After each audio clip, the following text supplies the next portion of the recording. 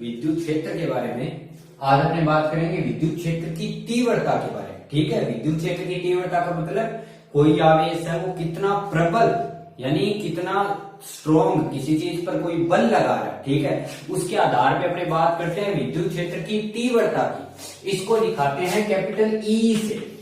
विद्युत क्षेत्र की बात करें या विद्युत क्षेत्र की तीव्रता की बात करें, दोनों एक ही, ठीक है। विद्युत क्षेत्र की बात करते हैं मतलब किसी भी आवेश के चारों ओर बना ऐसा क्षेत्र जिसके अंदर वह किसी भी दूसरे आवेश पर क्या आरोपित कर सकता है, कोई भी प्रकार का बल आरोपित कर सकता है। विद्युत क्षेत्र की तीव्रता में अपने बात करते हैं कि उस आवेश के द्वारा कितना प्रबल बल लगाया जा रहा है उस दूसरे, ठीक है। इसको लिखा जाता है विद्युत क्षेत्र की तीव्रता को, विद्युत क्षेत्र की तीव्रता को ई बराबर लिखते हैं एफ बटे क्यू नॉट, ठीक है। यानी एफ लगने वाला बल और एक यहाँ पे विशेष प्रकार का आवेश आता है क्यू नॉट। क्यू नॉट को बोलते हैं परीक्षण आवेश।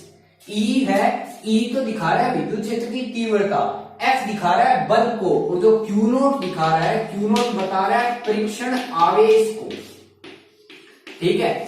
परीक्षण आवेश का मतलब ये होता है ऐसा आवेश जो निकाय का हिस्सा बना है लेकिन वह उस निकाय का पहले हिस्सा नहीं था, ठीक है।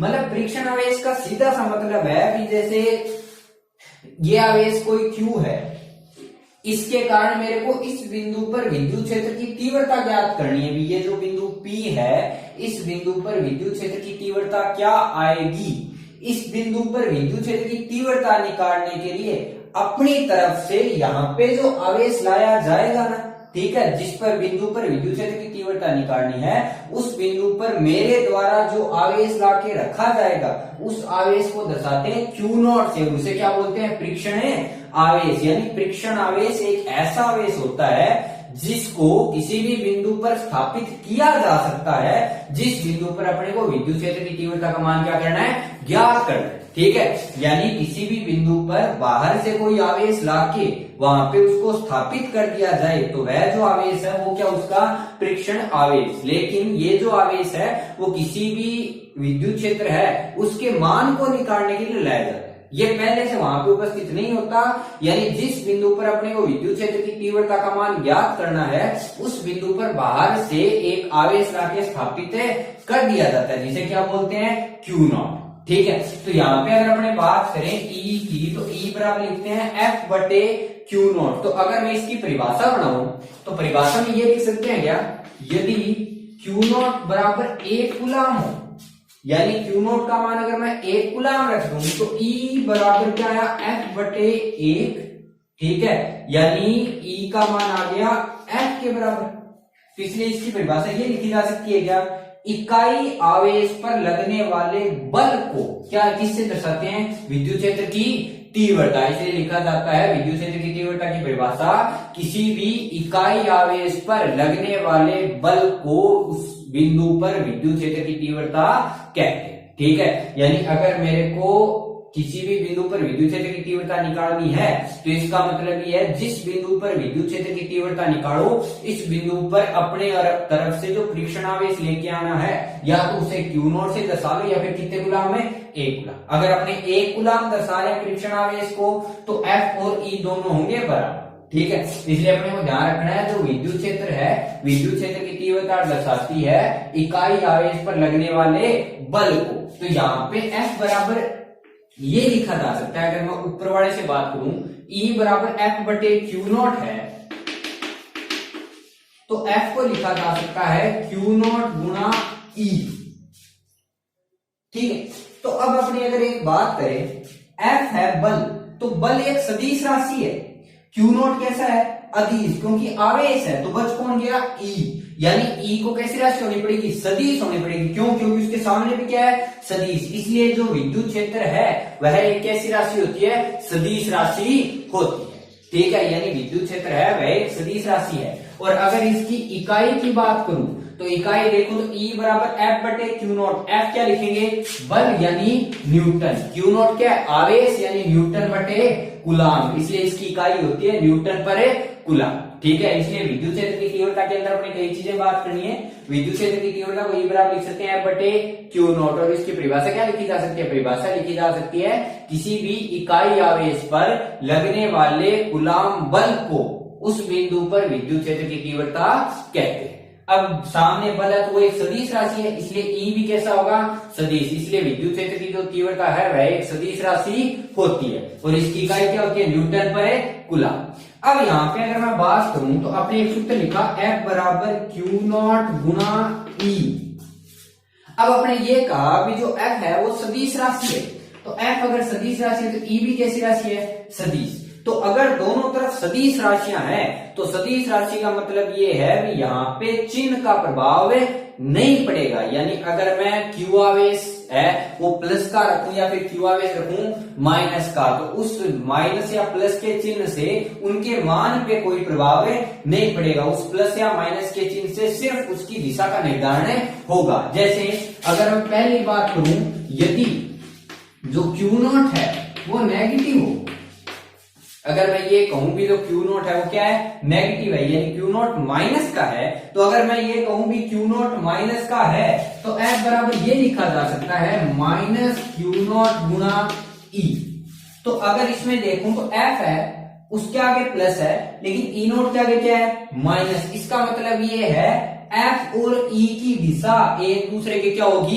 विपरीत। यानी A अगर माइनस B के बराबर आए तो इसका मतलब ये होता है A और B हैं तो बराबर, लेकिन उनकी दिशा क्या है? विपरीत। इसलिए अगर मैं Q नॉट का माइनस रखूं तो Q नॉट माइनस का होने का मतलब ये है कि F बराबर माइनस का Q नॉट E, तो माइनस का Q नॉट E होने का मतलब चिन्ह क्या है? एक दूसरे के विपरीत। इसलिए ये बोल सकते हैं F और E की दिशा क्या होती है? विपरीत। इसलिए अपने ये कह सकते हैं किसी भी ऋणावेश पर विद्युत क्षेत्र की तीव्रता की दिशा उस पर लगने वाले बल की दिशा के बिल्कुल क्या होती है? विपरीत। क्यों? क्योंकि आगे निशान किसका आता है? माइनस का। और अगर मैं बात करूं 2 नंबर, यदि Q नॉट बराबर पॉजिटिव हो, अगर Q नॉट प्लस का है तो F बराबर में ये लिख सकता हूं प्लस का Q नॉट गुना E। तो अगर इस तरफ प्लस है तो इस तरफ भी किसका निशान है? प्लस का। इसका मतलब दोनों की दिशा एक दूसरे क्या होगी? समान। ठीक है, इसलिए अपने विद्युत क्षेत्र की तीव्रता के अंदर ध्यान रखना है बेसिक सी चीजें। विद्युत क्षेत्र की तीव्रता लिखते हैं बटे क्यू नॉट। इसकी परिभाषा लिख सकते हैं इकाई आवेश पर लगने वाले बल को या इकाई आवेश पर लगने वाले कूलाम बल को विद्युत क्षेत्र की क्या कहते हैं? तीव्रता। तो यहाँ पे F बराबर क्यू नॉट ही बनता है, तो F बराबर क्यू नॉट ही बनने का मतलब ये है जो दिशा जो बल है वह एक सदिश राशि है, तो E भी कैसी राशि होगी? सदिश। तो यहाँ पे दिखा सकते हैं विद्युत क्षेत्र की तीव्रता एक सदिश राशि होती है। E है उसको इकाई क्या आएगी? F बटे क्यू नॉट या न्यूटन पर कूलाम। ठीक है, तो अगर यहाँ पे आवेश धनात्मक है, जो परीक्षण आवेश लिया गया है परीक्षण आवेश धनात्मक हो, यदि क्यू नॉट हो प्लस का हो तो उसके ऊपर तो F और E की दिशा होती है समान। लेकिन अगर क्यू नॉट जो परीक्षण आवेश है वो किसका हो? माइनस का हो, इसलिए F और E की दिशा एक दूसरे क्या होती है? विपरीत। यहाँ पे जब भी अपने विद्युत क्षेत्र की तीव्रता का मान ज्ञात करते हैं तो विद्युत क्षेत्र की तीव्रता का मान ज्ञात करने के लिए किसी भी डेरिवेशन के अंदर अपने कई जगह क्यू नॉट ले सकते हैं, और अगर क्यू नॉट नहीं लेना चाहे, ठीक है, तो वहां पे अपने F और E की दिशा विपरीत नहीं आए, इसलिए यहाँ पे जो आवेश होता है क्यू नॉट उसको अपने धनात्मक लेते हैं। ठीक है, क्योंकि क्यू नॉट है वो परीक्षण आवेश है। परीक्षण आवेश का मतलब ऐसा आवेश जो किसी बिंदु पर विद्युत क्षेत्र की तीव्रता वगैरह निकालने के लिए अपने वहां पे उसको स्थापित करते हैं, यानी क्यू नॉट आवेश अपने आप में। ठीक है, क्यू नॉट आवेश पहले से उस निकाय के अंदर नहीं है, अपने क्यू नॉट के मान रखने के लिए मजबूर नहीं है कि क्यू नॉट का मान 5 रखो 7 रखो, कितना अपनी मर्जी है कितना भी रख सकते हो। इसलिए अपने क्यू नॉट ज्यादा से ज्यादा मान रखने की कोशिश करेंगे 1, क्योंकि 1 कूलाम से अगर इस चीज को गुणा किया जाए तो फर्क नहीं पड़ने वाला, और वह भी 1 है वो किसका लेंगे? प्लस का, ताकि जो F और E है उन दोनों की दिशा एक दूसरे के विपरीत नहीं आए। इसलिए अपने यहाँ पर ज्यादातर जो क्यू नॉट आवेश है परीक्षण आवेश वो कितने कूलाम लिया जाता है? प्लस का 1 कूलाम, ताकि दिशा में परिवर्तन नहीं आए और न ही उसके मान। ठीक है, तो यहाँ पे बात करते हैं अपने विद्युत क्षेत्र की तीव्रता की। ठीक है, अब अगर विद्युत क्षेत्र की तीव्रता के आगे बात करें तो यहाँ पे अपने कई डेरिवेशन है विद्युत क्षेत्र की तीव्रता के आधार पे। जैसे सबसे पहला डेरिवेशन है बिंदु आवेश के लिए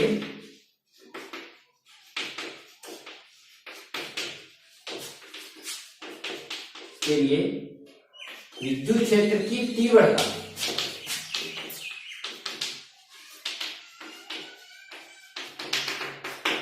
यानी अपने पास एक बिंदु आवेश है, ठीक है, और वहां पे अपने विद्युत क्षेत्र की क्या निकालनी है, तीव्रता, ठीक है। तो बिंदु आवेश के लिए अगर विद्युत क्षेत्र की तीव्रता निकालनी है तो बिंदु आवेश के लिए विद्युत क्षेत्र की तीव्रता के लिए सबसे पहले जब भी डेरिवेशन स्टार्ट करेंगे तो उसके अंदर एक मान लिख से अपने को एक लेंगे लिखनी है, ठीक है। अभी माना बिंदु आवेश के कारण अगर अपने को विद्युत क्षेत्र की तीव्रता निकालनी है तो मतलब यह है कि सबसे पहले मेरे को क्या चाहिए, एक बिंदु आवेश चाहिए। तो बिंदु आवेश के लिए एक बिंदु आवेश मान लो जिसका आवेश क्या है, Q है।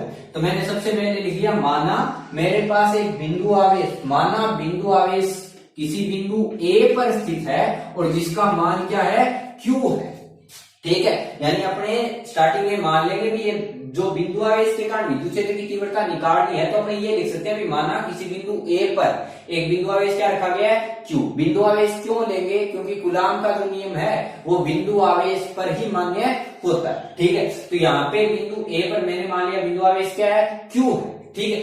अब बिंदु आवेश Q है तो उसके बाद मेरे को किसी बिंदु पर विद्युत क्षेत्र की तीव्रता ज्ञात करनी, ठीक है। तो इसके समीप मान लो बिंदु P है जिसकी दूरी कितनी है, R, और इस बिंदु P पर मुझे विद्युत क्षेत्र की तीव्रता का मान है ज्ञात करना है, यानी मुझे मान ज्ञात करना है EP का, ठीक है। अब अगर मैं EP की बात करूं, ठीक है, तो EP का मान अगर ज्ञात करना है तो EP का मान ज्ञात करने के लिए अभी अपने बात की भी जिस बिंदु पर विद्युत क्षेत्र की तीव्रता का मान ज्ञात करना होता है उस बिंदु पर एक परीक्षण आवेश लाके रखना है और उस परीक्षण आवेश का मान अपने हाथ में कोई सा भी रख लो। जैसे मैंने परीक्षण आवेश ले लिया Q0, ठीक है, तो मैंने मान लिया माना बिंदु P पर एक धनावेश यानी धनात्मकता की दिशा में परिवर्तन न है, ठीक है। तो माना बिंदु P पर एक धनात्मक आवेश Q0 रखा गया, ठीक है। तो धनात्मक आवेश Q0 रखा गया है तो अगर मैं विद्युत क्षेत्र की तीव्रता की परिभाषा के अनुसार बात करूं तो विद्युत क्षेत्र की तीव्रता को लिखते हैं E बराबर F बटे Q0, यानी कि यहाँ पे वो आवेश आएगा जो अपने लेके आए। अगर मैं इसको Q1 रखता तो यहाँ भी क्या आता, Q1। तो उसके लिए मेरे को सबसे पहले किसका मान चाहिए, F का। तो यदि मेरे को ये डेरिवेशन स्टार्ट करना तो सबसे पहले F लिखना पड़ेगा। तो F कौन सा है, कूलाम बल। तो कूलाम बल क्या लिखते हैं, K Q1 Q2 बटे R का स्क्वायर, यानी K समानुपातिक नियतांक जिसका मान होता है 9 गुणा 10 की घात 9।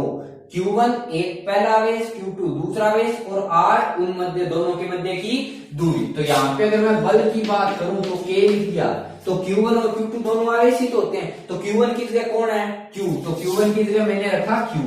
दूसरा कौन है, Q2, Q2 की जगह दूसरा आवेश कौन है, Q0। तो K Q Q0 बटे में इनके मध्य की दूरी क्या है, R का स्क्वायर। तो ये तो आ गया अपने पास कूलाम बल। अब अगर मैं परिभाषा के अनुसार बात करूं तो अतः बिंदु P पर विद्युत क्षेत्र की तीव्रता, विद्युत क्षेत्र की तीव्रता लिखूंगा F बटे Q0। तो F का मान कितना है, F का मान है K Q Q0 बटे R का स्क्वायर और इसको भाग किया जाएगा किससे, Q0 से। तो इसको अपन ये लिख सकते हैं K Q Q0 बटे R स्क्वायर और Q0 ये नीचे आ सकता है। तो ये आएगा Q0 से Q0। तो EP का मान क्या आ गया, KQ बटे R का स्क्वायर, ठीक है। तो अगर मैं EP की बात करूं तो EP आता है KQ बटे R का स्क्वायर। तो यहाँ पे अपने एक चीज कंफर्म रखनी है, किसी भी बिंदु आवेश के कारण अगर विद्युत क्षेत्र की तीव्रता का मान ज्ञात करना हो तो बिंदु आवेश के कारण विद्युत क्षेत्र की तीव्रता का मान प्राप्त होता है E बराबर KQ बटे R का स्क्वायर, ठीक है। अब यहाँ पे विद्युत क्षेत्र की तीव्रता के अंदर अपने को एक चीज ध्यान रखनी है, यहाँ पे अगर E का मान देखो तो E का मान आया KQ बटे R का स्क्वायर, K आ रहा है, R स्क्वायर आ रहा है और दूसरा आ रहा है Q। यहाँ पे आवेश वो आ रहा है जो अपने उस बिंदु पर माना था, यानी जिसके कारण विद्युत क्षेत्र की तीव्रता का मान है ज्ञात करना था। इस E के अंदर कहीं भी परीक्षण आवेश नहीं आ रहा, ठीक है। इसलिए एक चीज ध्यान रखना है, विद्युत क्षेत्र की तीव्रता का मान परीक्षण आवेश के मान पर निर्भर नहीं करता। इसलिए अपने विद्युत क्षेत्र की तीव्रता ज्ञात करने के लिए परीक्षण आवेश का मान कितना भी ले सकते हैं, उसमें कोई बाउंडेशन नहीं। अगर अपने 50 लें, 60 लें, 70 जितना भी मान लेना मान ले सकते हैं। इसलिए ज्यादातर परीक्षण आवेश का मान लिया जाता है 1, ताकि अपने उसके गुना वगैरह करने के कारण ज्यादा प्रभाव नहीं पड़े। ठीक है, इसलिए यहाँ पे अपने को ध्यान रखना है जो विद्युत क्षेत्र की तीव्रता है वो E आया k/r का स्क्वायर। तो इसमें एक चीज ये ध्यान रखनी है, विद्युत क्षेत्र की तीव्रता का मान परीक्षण आवेश के मान पर निर्भर नहीं करता, यह इसका मान सिर्फ उस आवेश पर निर्भर करता है जिसके कारण विद्युत क्षेत्र की तीव्रता का मान ज्ञात करना है। ठीक है, यानी अगर मेरे को विद्युत क्षेत्र की तीव्रता का मान Q के कारण ज्ञात करना है तो यहाँ पे जो E बराबर है k/r का स्क्वायर, वहां पे सिर्फ क्या आएगा Q, वहां पे Q0 नहीं आएगा, यानी यहाँ पे कभी भी फ्रिक्शन आवेश नहीं है। ठीक है, अब अगर मैं विद्युत क्षेत्र की बात करूं, विद्युत क्षेत्र की तीव्रता की, तो अभी अपने बात की जो विद्युत क्षेत्र की तीव्रता है वह कैसी राशि है, सदिश। तो सदिश राशि है तो इसका मतलब ये है कि इसको मेरे को क्या देनी पड़ेगी, दिशा। तो इसको दिशा किसके द्वारा दे सकते हैं, अगर मैं विद्युत क्षेत्र की तीव्रता को अगर दिशा देने की कोशिश करूं तो किसी भी राशि को अगर दिशा देनी है तो उसके साथ गुणा किया जाता है उसके इकाई सदिश को। क्यों, क्योंकि दिशा देने के लिए कौन जिम्मेदार होता है, इकाई सदिश, और इकाई सदिश से गुणा करने पे कोई प्रभाव नहीं पड़ता। क्यों, क्योंकि वह उसका मान परिमाण कितना होता है, 1, इसलिए E बराबर लिख सकता हूँ k/r का स्क्वायर। तो यहाँ पे अगर मेरे को इसको सदिश राशि में लिखना है तो सदिश राशि के लिए k/r का स्क्वायर है, तो k नियतांक है तो उसका इकाई सदिश तो आ नहीं सकता। जो Q है वो कैसी राशि है, अदिश, तो Q अगर अदिश राशि है तो अदिश राशि का भी इकाई सदिश नहीं आ सकता। बस कौन गया, R, यानी अगर मेरे को E को दिशा देनी है तो इकाई सदिश के लिए जिम्मेदार कौन होगा, R, तो मैंने गुणा कर दिया R कैप से, यानी R कैप इसका क्या हो गया, इकाई सदिश। तो इसको ये लिखा जा सकता है E बराबर k/q/r स्क्वायर, और इकाई सदिश को लिख सकते हैं सदिश बटे में उसका परिमाण। ठीक है, और अपने को ये पता है सदिश का परिमाण मतलब उन दोनों बिंदुओं के मध्य की दूरी, तो इसको ये लिखा जा सकता है E बराबर k/q/r स्क्वायर, ये R सदिश और R का मापांक जिसके बराबर होगा R के, इसलिए इसको गुणा किससे कर सकते हैं, सिर्फ R से। तो E का मान बनता है सदिश रूप में k/q/r की घात कितनी, 3, और गुणा में R सदिश। ठीक है, इसलिए अपने को अगर किसी भी बिंदु आवेश पर विद्युत क्षेत्र की तीव्रता का मान ज्ञात करना है तो बिंदु आवेश के कारण ज्ञात करना है, तो मान लेते हैं एक बिंदु आवेश है कौन से बिंदु पर A, जिसका मान क्या है Q, उसके साथ बिंदु P पर जिस पर विद्युत क्षेत्र की तीव्रता का मान ज्ञात करना है वह उससे कितनी दूरी पर स्थित है, R।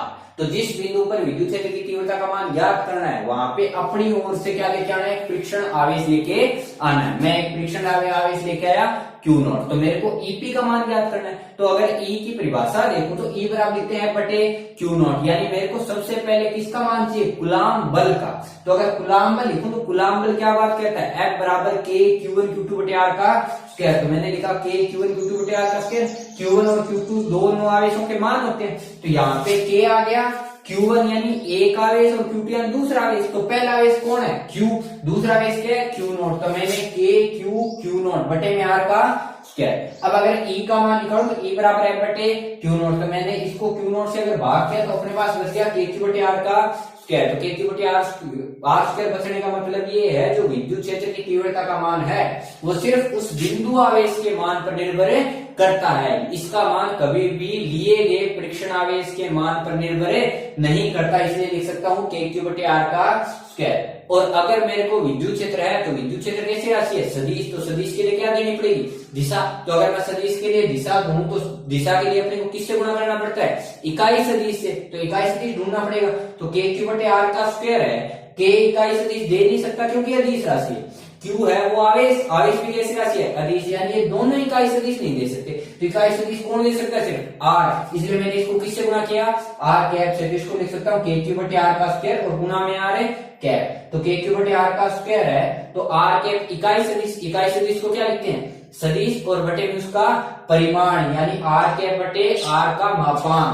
तो kq/r स्क्वायर और R सदिश बटे R के मापांक को क्या लिख सकता है, सिर्फ R, क्योंकि R का मापांक उन दोनों बिंदुओं के मध्य की दूरी को दर्शाता है और बिंदुओं के मध्य की दूरी कितनी है, R। तो इसलिए इन दोनों को गुणा किया तो kq/r की घात 3 और आगे क्या आएगा, R सदिश। ठीक है, अब अगर बात करें अपने विद्युत क्षेत्र की तीव्रता की, तो विद्युत क्षेत्र की तीव्रता अपने को एक चीज पता चल गई, विद्युत क्षेत्र की तीव्रता है वो एक सदिश राशि है। तो अगर सदिश राशि है तो अपने एक बात की अध्यारोपण के सिद्धांत, ठीक है, वो सिद्धांत क्या बात कहता है, अध्यारोपण का सिद्धांत ये बात कहता है कि अगर कहीं पे अलग अलग सदिश राशियां हैं, ठीक है, यानी किसी एक ही बिंदु पर अगर किसी चीज का परिमाण ज्ञात करना है और वो अलग अलग सदिश राशियां हैं, तो उस बिंदु पर कुल परिणाम के लिए सभी राशियों को क्या करना पड़ता है, जोड़ना पड़ता है। लेकिन सामान्य बीजगणितीय योग नहीं करना, उनका कौन सा योग करना है, सदिश योग। इसलिए अगर मैं विद्युत क्षेत्र की तीव्रता के अंदर अध्यारोपण के सिद्धांत की बात करूं तो वो ये बात कहता है भी किसी भी बिंदु पर कुल विद्युत क्षेत्र की तीव्रता अलग अलग बिंदुओं के कारण विद्युत क्षेत्र की तीव्रता का सदिश योग होती है। ठीक है, इसलिए अपने विद्युत क्षेत्र की तीव्रता के लिए अगर अध्यारोपण के सिद्धांत की पालना करें तो विद्युत क्षेत्र के लिए अध्यारोपण का सिद्धांत ये बात कहता है किसी भी बिंदु पर कुल परिणामी विद्युत क्षेत्र की तीव्रता का मान उस बिंदु पर अलग अलग आवेशों के कारण उपस्थित विद्युत क्षेत्रों का सदिश योग होता है। यानी मेरे को सभी जो अलग अलग आवेश हैं उन सबके कारण विद्युत क्षेत्र निकालो और उनको दिशा के साथ जोड़ो, यानी उनको सामान्य तरीके से नहीं जोड़ना, उनका कौन सा योग करना है, सदिश योग करना है। ठीक है, अब यहाँ पे इस चैप्टर की सबसे मेन इंपोर्टेंट हेडिंग आती है विद्युत द्विध्रुव, जो जहां से डेरिवेशन बहुत बार पूछा गया। अगर अपने बात करें विद्युत द्विध्रुव की, विद्युत द्विध्रुव है द्विध्रुव आघूर्ण की बात करते हैं अपने।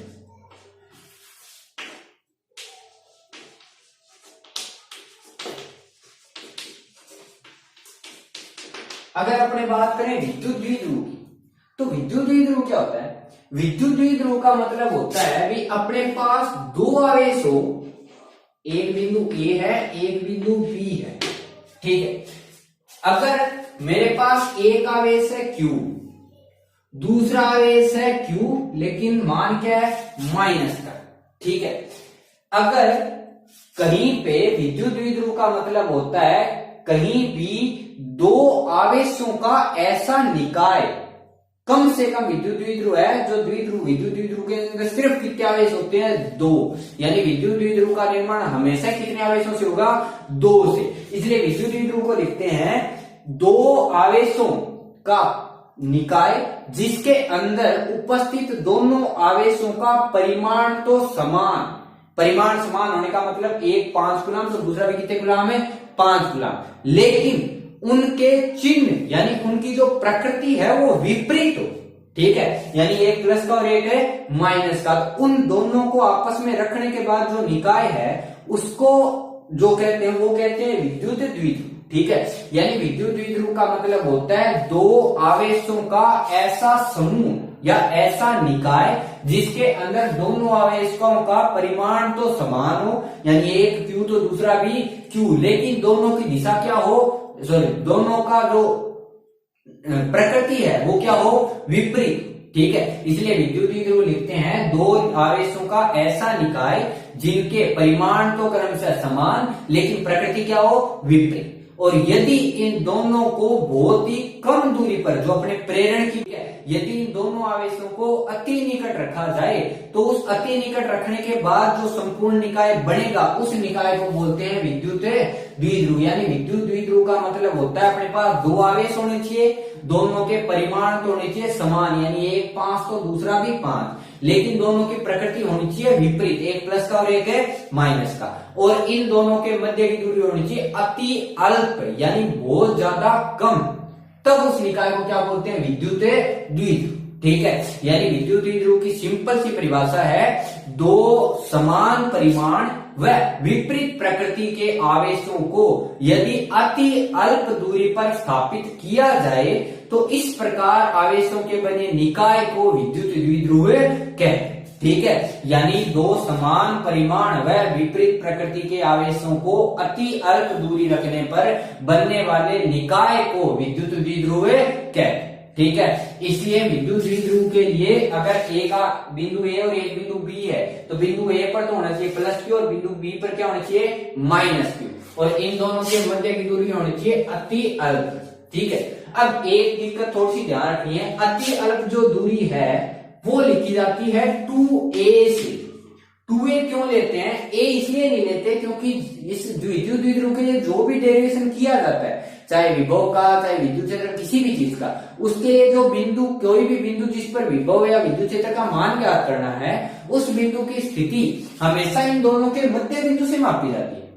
इसलिए अपने अगर a मान लूंगा तो ये a/2 हो जाएगा, इसलिए इसको मानते हैं 2a, ताकि आधा हिस्सा a, मध्य बिंदु से आधा हिस्सा a और इधर भी मध्य बिंदु आधा हिस्सा a, ठीक है। इसलिए विद्युत द्विध्रुव जो है, विद्युत द्विध्रुव के परिमाण तो मान रहा हूं q और -q, और ये दोनों आवेशों के मध्य की दूरी क्या मान रहा हूं 2a। a इन दोनों के मध्य की दूरी नहीं है, इन दोनों के मध्य की दूरी क्या है 2a। क्यों मान रहे हैं? क्योंकि इनके लिए जो भी डेरिवेशन करते हैं, उन सब डेरिवेशन के लिए इन आवेशों, किसी भी बिंदु की जो दूरी है वो हमेशा इनके मध्य बिंदु से मापी जाती है। तो मध्य बिंदु के लिए ये भी एक सम संख्या है, ये भी एक पूर्ण संख्या है और ये भी पूर्ण संख्या है, ठीक है। इसलिए अपने मध्य बिंदु के लिए इसकी दूरी क्या मान लेते हैं 2a, ताकि ये a और ये भी a, ठीक है। इसलिए विद्युत द्विध्रुव के अंदर दोनों आवेशों के परिमाण को ले रहा हूं q, यानी एक प्लस q और एक है माइनस q, और इन दोनों के मध्य की दूरी क्या ले रहा हूं 2, ठीक है। अब देखो यहाँ पे बात होती है विद्युत द्विध्रुव आघूर्ण की, तो विद्युत द्विध्रुव आघूर्ण को लिखते हैं P से, द्विध्रुव आघूर्ण को किससे लिखते हैं P से, और द्विध्रुव आघूर्ण का मतलब होता है आवेश का परिमाण, कोई सा भी एक, किसी भी आवेश का परिमाण, लेकिन चिन्ह के साथ नहीं रखना, ठीक है। क्यों?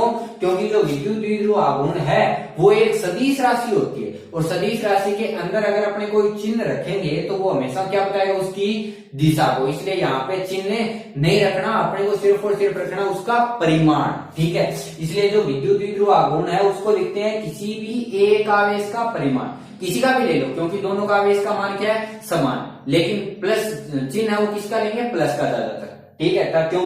यहाँ पे अगर अपने बात करें विद्युत द्विध्रुव आघूर्ण की, ठीक है, तो विद्युत द्विध्रुव आघूर्ण के लिए जो P है उसको लिखा जाता है किसी भी एक आवेश का परिमाण यानी Q, ठीक है, और गुणा में उन दोनों आवेशों के मध्य की दूरी, और उन दोनों आवेशों के मध्य की दूरी क्या ली जा रही है 2a, ठीक है। इसलिए यहाँ पे लिखा जाता है अगर अपने को विद्युत क्षेत्र की तीव्रता, जो विद्युत द्विध्रुव आघूर्ण ज्ञात करना है, तो विद्युत द्विध्रुव आघूर्ण के लिए लिखा जा सकता है भी किसी भी एक आवेश का परिमाण और गुणा में उन दोनों आवेशों के मध्य की दूरी, ठीक है, इसे लिखा जाता है विद्युत द्विध्रुव आघूर्ण। अब ये कैसी राशि है सदिश, तो ये अगर सदिश राशि है तो सदिश राशि होने के कारण इसकी एक स्पेशल दिशा होगी, और इसकी दिशा हमेशा निश्चित मानी जाती है -q से +q, ठीक है।